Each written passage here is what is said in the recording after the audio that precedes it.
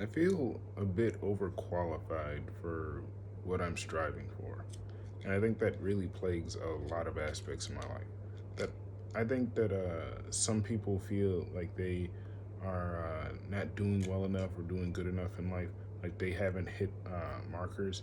But I'm someone that believes that we've already gotten past so many markers that this is just going into uncharted territory. And I feel society is trying to go back to something because it feels safe within its bounds, within those rules, because that's what it really was. But looking at the predecessors, um, I view them as stagnant, as stale, as repeating and going into the same practices and methodology as their predecessors, not really being innovative. I look at AI and all of these technological improvements as just a as a show of that stagnation. Because you would think, oh, this technology is being implemented. That means that we fully maxed out everything that we could have come to in the human mind.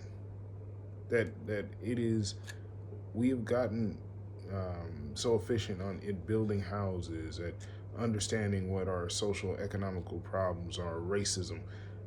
Now we could implement AI. No, they really haven't.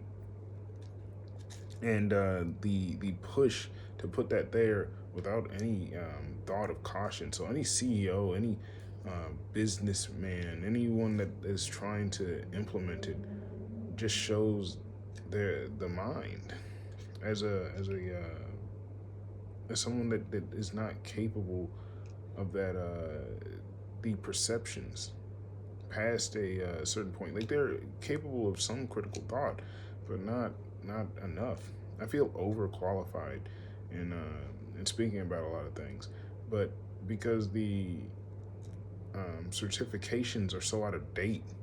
Like that's like if I was a German citizen and I don't know, it received like an Iron Cross or something. I don't know if that's still out of date, but I don't believe that they still issue that. Or if someone were to give me a World War II medal as a distinction, like, yeah, thank you, but this is such an old title, or I I don't feel like that's like adequate or appropriate for the time.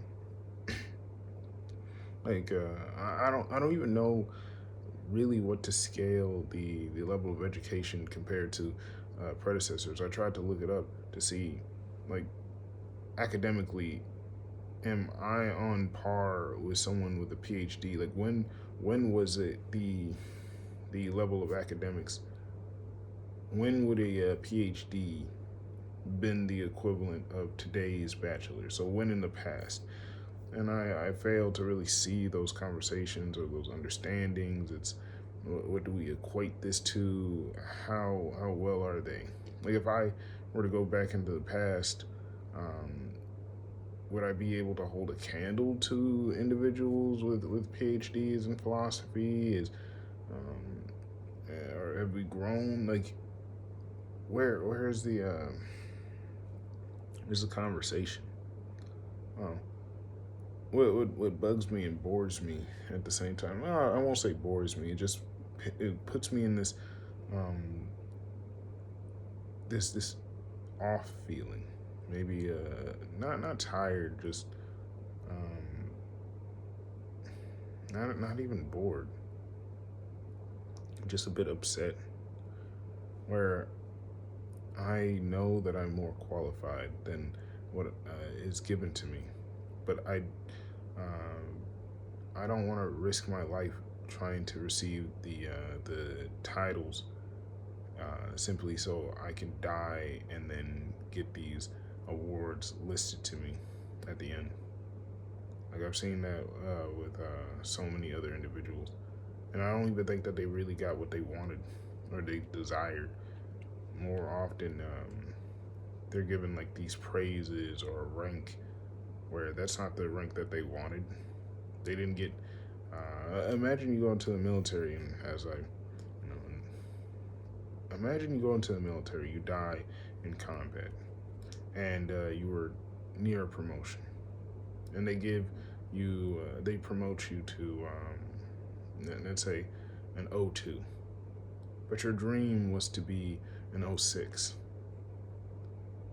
They don't know that your dream was to be an O6, and even if they did, they say, well, let's just give them the promotion to O2. It feels not only the greatest slap in the face, but it's like if I was near that O5, you would have definitely given me that O6. That heroic act would have been deserving of a O6 if I was liked or acknowledged as such. Oh, you gave up your life, you did this. Well, you don't get the highest rank, you still just get one rank above. Kind of feels weird, doesn't it? You just get the honors. You get a medal, but it doesn't come with the notoriety, the history. And I think the reason why it can be a bit of a slap to the face is because it's the rank isn't simply just for you; it is for your family. Like what made someone an officer, what made someone enlisted, what made someone be in that position. They never got the chance to get as high as they could, and they're not treating them as such. They're treating them as they were, as one part, but not their dreams or ambitions. I guess it's like it's neat to imagine just like how far would they go, but do people truly think about it? Did they really believe that they could make it? I think that a lot of it gets left in the dust, where because you haven't done it, it's never thought that you could have done it. And when you try to fight for it and you're killed for it, no one really acknowledges the things that have set you back. I guess I'm just in a place where I'm floating, where I'm not sure if I'm getting ready to crash or take off or just stay here. I feel like I can't stay here. Like my mind won't let me stay here. I'm frustrated, but not really. I'm frustrated because like my distractions aren't working. As my body heals, as my mind heals, I am grossly very aware about life, and I am aware about the ramifications of speaking out. That it puts a target on your back. That eventually it will lead into a direct confrontation. It intersects. I don't know at what point, which leaves me in a very vulnerable state. Um, some might think it actually will lead to something good or eventually, and maybe for me or someone else, who knows? But it's a troublesome affair because and now I not only have to prove, which might be easier, but I guess I'm scared if I will ever have fun again. To identify myself, to be able to recognize why I did this all, what this all was for. Sometimes you fight so long that you lose all of the meaning, everything that you had held precious and dear, gone. And for me, I've lost so much, so many times. I've lost my entire world so many times, and I'm forever born anew. But this time I want to go. This time I want to just know peace. I want to know acknowledgement, and I want to respect my girlfriend, who I again want to make my wife. and then go. Like, I want to have my fun and then say it's done. It sounds weird, but I've made peace with God so many times where I've fought and done things that seem extraordinary and lived up to my dreams and proven myself that I've gotten to a point where I don't I don't know what else to do. Who am I even proving this to? That every time I set my mind out to do something, I'll get it done in some way, in some form. Whether it be directly the way that I envisioned it or not, but I'm becoming afraid of achieving. I'm afraid of succeeding because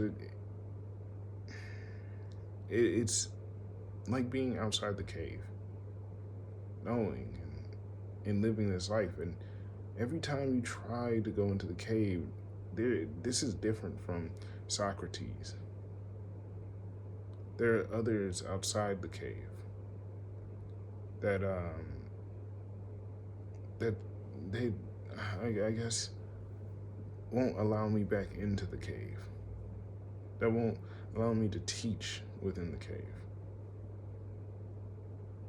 This is direct opposition that understand just as you and I, but instead they see me and they know like, hey, it's working. Too many people are outside the cave. The lands have changed. The positions, the pristine, the notoriety, whatever.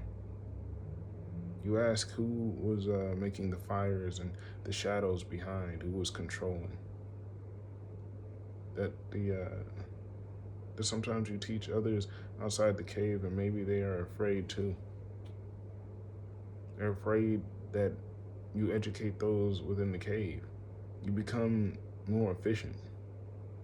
I said it before that one must imagine that Sisyphus is happy, but Sisyphus must end his torment.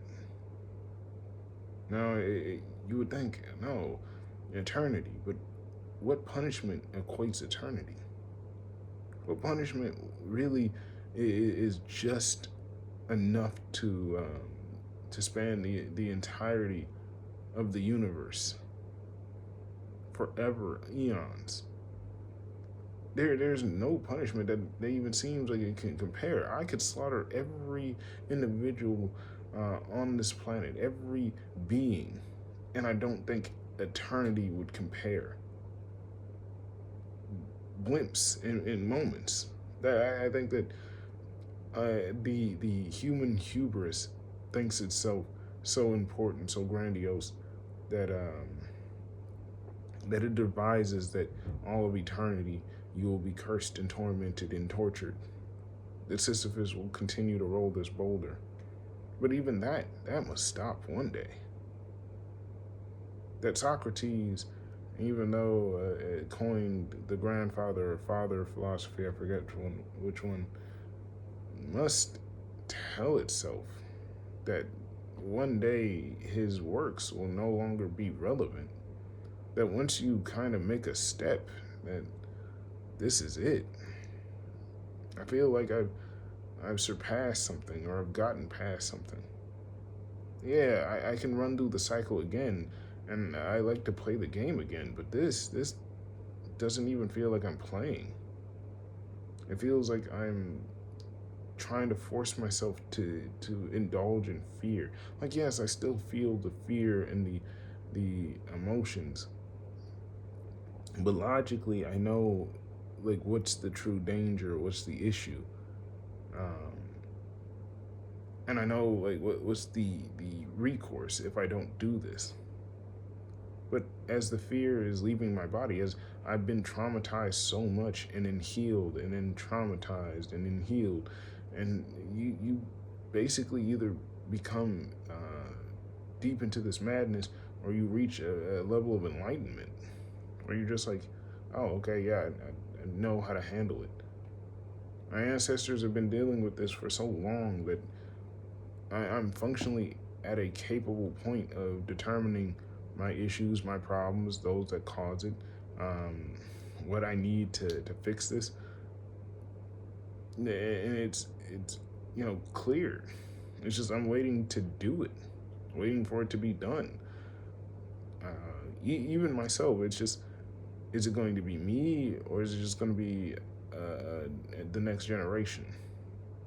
That even then, you're like, oh, maybe they'll get to everyone and the next generation won't be there. But I'm like, they're not that cunning.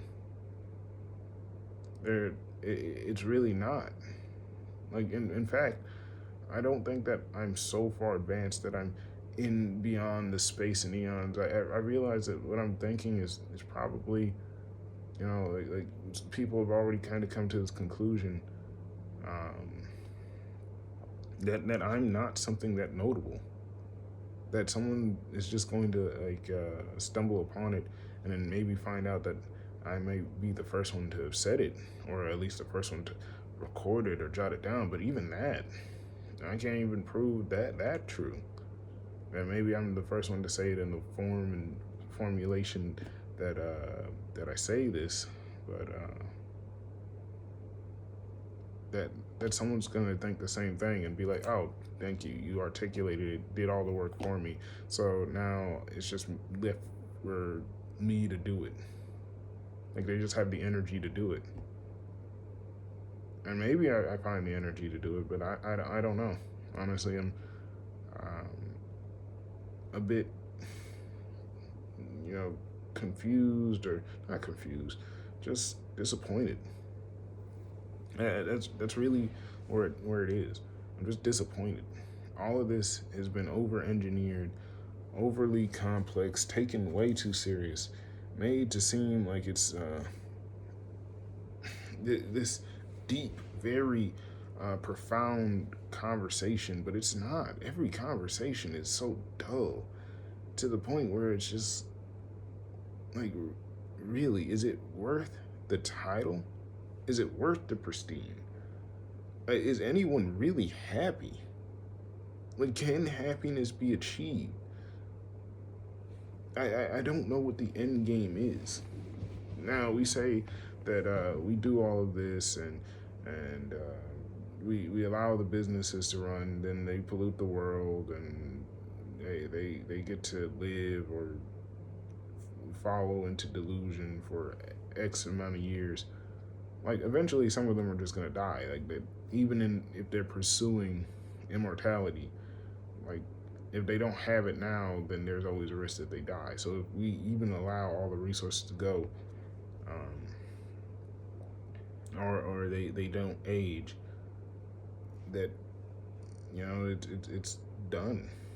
Like, but if we allow full control, which I'm saying, like maybe we should, if it's that big of a deal, maybe we should.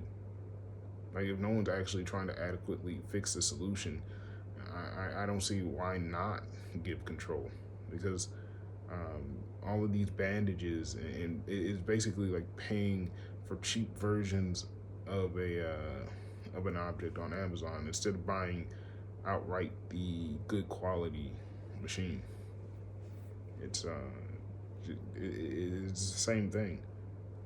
It's like, oh, it's not fair, it's not right, and I'm like, yeah, it isn't. But are you actually going to do something about it? And most times it's not. So it's like, okay, I'm not saying that I want to just I want to die, but I'm cool with just walking into the belly of the beast and just putting an end to this. And someone might compare this to suicide, but no. I think that suicide, in a bit of a way, again, not promoting it, is it's a recourse of madness. It's like, I can't figure this out. My brain is hurting. I'm in such excruciating pain that I'm going to just turn everything off. It's a solution, because you're in incredible pain. When you're in incredible pain, you don't want to feel the pain. It's like an extreme, uh, it's a extreme solution to extreme problem, which I, again, not advocating for it, but I can see that it makes sense, logic and reason. Pain, turn off. Don't feel pain anymore. My problem is that I'm, uh, I have a solution and it's viable, and it's like it doesn't seem like overly complex. So I'm like, yeah, I'm still in immense pain. But I understand why. I completely understand why. So I'm not judging it as something super malicious. I'm saying like I think I understand it on a deeper level. That I'm able to function, and I've gotten to a point in my age where I can actually comprehend these things without necessarily burning out in the most extreme way. That I focus on my mind, my physical body, um, my emotional maturity, and just just like I balanced out.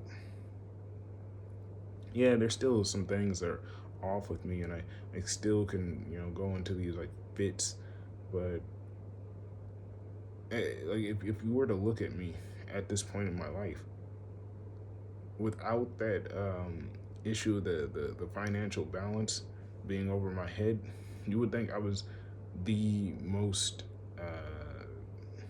the pinnacle of strength. You would think I would be that guy, and I would, because like everything that I did is fairly interesting to enough. Like I don't want to go, I'm not excited as a adrenaline junkie to keep going into things to get notable stories. Like I feel like I have a good collection of stories and wisdom that I'm cool with taking my time and getting each story in a slower, more methodical manner. It bugs me because like I don't know where else to go. I'm waiting for someone else to acknowledge me, or even just say I'm wrong. Like that's where I'm at. Like if I'm wrong, just like can, have I ever had a place to actually list out the evidence in enough time? I haven't. I really haven't had anyone that I can say, yeah, I think you would be a good judge. I think that you would actually sit down with a panel, not a person, a panel, and judge what I have to say. No one's done that. It's either one person where they see one perspective, and I'm trying to be polite. Like that's my problem. I'm trying to be polite, and that politeness is seen, that kindness is seen as weakness. Like I'm automatically giving you the head position. Like no, me being polite and acknowledging that hey, whatever your perception is your perception. I'm not here to change it. So if you say, hey, my perception of you is that you're actually dumb, I'm not gonna sit there and argue with you or try to change that. Maybe you're right. Like that's your perception. I might not agree with it, but that's your perception, and you're full. You're. I want you to have it. I want you to tell me why you came to that conclusion. If I think that I can change something about it, I will. If I think that your perception with the evidence is correct, but I think that means that you have a an unwanted perception. I don't want your perception. I don't like it. I could say it's either too short viewed, or it's too complex, or it's underdeveloped, whatever. And I could say go off my judgment, but it's like let me actually be in a space where I can be judged by my peers. I can be judged by those that I can see as like as people. Like judge me as a person. Judge me truly. Let me allow me to actually fully express all of the information, all of the trauma, all of these things, and once it's said, once it's done, then have your thoughts or ideas of me, but everyone else, I just genuinely cease to care because it really doesn't show. Like I'll listen to someone. Like I'll listen to someone. Sometimes I don't want to listen to someone, but if someone were to ask, "Hey, can you judge me on my intellect?" and I'll say, "Okay, I'll hear from your high school to your university time, or this age to this age. Let me hear why you think that you're so and so, or why you have this experience." Or it's like a resume. Give me the actual information, or set the dates or the time. And if you're going to say that my life is is not valuable, then hear my entire life. Hear what I had to go through, what I survived. Um, but no, often or not, it's someone that's so quick to throw it away because they're like, there's nothing that he could have done in his life that would equate to this amount of knowledge. There's nothing or any experience that would match this. And what I realize is like there's so much credit given to celebrities or people of prominence that they're like, oh, they have access to resources, so they utilize those resources. I don't think that they do. I think that we give way too much credit sometimes, and sometimes we don't give enough. I feel like, and I stated as myself that I feel like I'm overqualified for way too many things. Like the jobs I would actually be good at and that would keep me busy and entertained, I can't even have. I would literally have to sit there and beg and plead for the lowest of the position and then work and crawl all the way to the top, and it would seem as a good thing and make a movie. And I'm like, that doesn't seem like an interesting movie. I hate trauma porn. I hate those movies that are thought like those are impressive.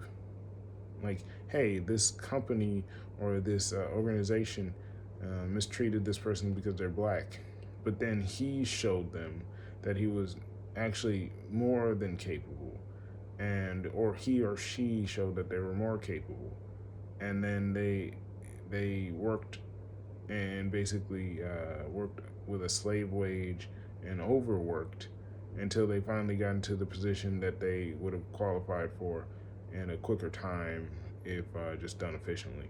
And it's made to feel like a feel good story. It's not feel good. I hate those stories. They don't really do anything but just show everyone there is a shitty person. Then you always have like the white friend or the guy who's like, I'm gonna stand up. And you can make white savior films, or even if it wasn't a white savior film, even if they call out like, hey, you're white and you're trying to do a white savior trope, does not mean that they're still not doing the white savior trope. Um, and even if it's based on a true story, they make it feel good and then forget like, hey, maybe that person's a piece of shit. Maybe that person was not a good person. Like I don't see that person being genuinely good. Like, oh, the first black FBI director or the first black Navy SEAL. I'm like, okay, were they good people? Or was the story just interesting? Like, why do I have to root for the guy? Like, yeah, Johnny boy. Like, I don't. If you gotta make a character, or if you have, like, yeah, make a character. If a person is so bad that you have to make them a character for them to be in this film or tape or movie, it shouldn't be made. It shouldn't be made. I don't want to hear I will listen to the exact person because I don't want to feel good. I don't want to be inspired to join the military because of the first black Navy SEAL, and then that person be a terrible person. Now again, I don't know if he's actually a terrible person. I'm just using that namesake as an example. That I don't want to go into places where bad people go. I don't want to go into places that would accept a woman beater or a child abuser simply because like, oh, this is the first minority, and then we forgot to add that part. Like the thing with being a minority is that we're always on some like hit list, and we always have to be Mr. Perfect, and the bar is set way too high. Um, where like if I were to look at the counterparts, I'd be like, no, they're on par with their counterparts, um, or maybe they are a little too high on whatever scale. I'm like, why did you let them in? Why would this company let this monster in, and then glorify and glamorize them for someone to eventually call out their bad behavior, and then make it sound bad for every person of color that had saw this person, more notably in like the film. And now we have this mixed emotions, and there's scrutiny from others that have listened to you. Why would you make the movie character not like the real person? And I knew what this was. It's a long, it's a trap, because now I'm gonna be like, hey, I'm loyal to this. This person may help me become who I am. Realizing, no, the movie version of that person, the idea of being a good black person, being honorable, and all of these things that the movie had portrayed, and that this place would acknowledge that and honor that. That's the falsehood. Um, I used to experience that all the time. Captain America, Chris Evans, to me, is not a good person. Like, I think he signed bombs once, like bombs, like from SpongeBob. He said, like from a bomb factory. It's incredibly, terrifying that he would do this. Also, he's an actor, and what is he doing? But the I looked up to him as he played Captain America. Captain America was a big inspiration for who I am and how I am. But I can see that he had played a role and still see Captain America as Captain America. Um, but I do acknowledge that he played that role. So I don't remove the art from the artist. But I do know that he is an actor, and the the artist wasn't also just the person who played, but the script. Those who had written the script, those who had composed the music, those who had decorated the outfit.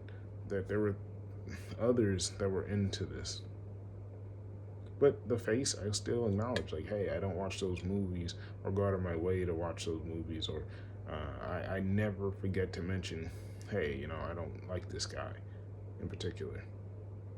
And I think that the movie would have been better had they casted someone who I think was morally better. I think that's just my mindset on things. That I don't have to separate these things, but I can acknowledge that there's more to it. I just think it's bad. But with that being said, I'm done.